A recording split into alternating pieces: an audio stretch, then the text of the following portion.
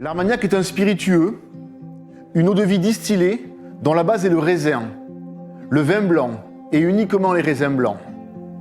Des vins qui sont très acides en général, car les vins acides sont les meilleurs vins de distillation. L'Armagnac possède une palette de cépages très différentes les uns des autres, mais tous produisant des vins acides et peu alcoolisés, permettant cet équilibre aromatique si particulier à notre région. L'Uni Blanc est le cépage de distillation par excellence. Il donne des vins acides, peu alcoolisés, qui, après distillation, produisent des eaux-de-vie fines et de qualité. La Folle Blanche est le cépage historique de l'Armagnac et produit des eaux-de-vie extrêmement fines, souvent florales.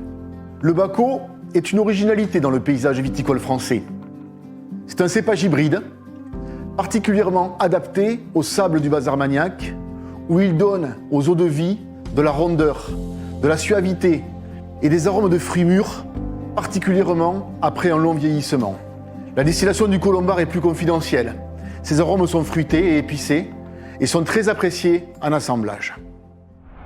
Ces vins blancs, après avoir connu ce moment magique de la distillation qui va concentrer les arômes et l'alcool, vont révéler une eau-de-vie incroyable, incolore, qui va titrer entre 53 et 60 degrés d'alcool, suivant la chauffe, suivant l'intensité de la chauffe et suivant le style d'Armagnac que vous voulez produire.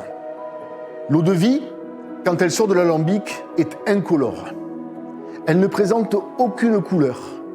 Et c'est au contact du fût de chêne, lors de longues périodes de vieillissement, au contact des tanins du bois, que l'eau-de-vie va prendre la couleur qu'on lui connaît.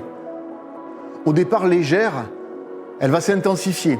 Elle va se densifier pour atteindre des robes acajou que l'on connaît sur les très vieilles eaux-de-vie.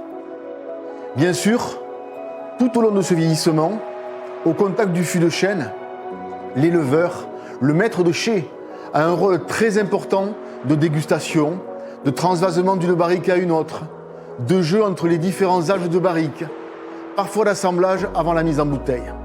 Et ce rôle essentiel dans la composition de l'Armagnac peut être comparé à celui du chef d'orchestre qui va composer avec les différents instruments dont il dispose dans son orchestre.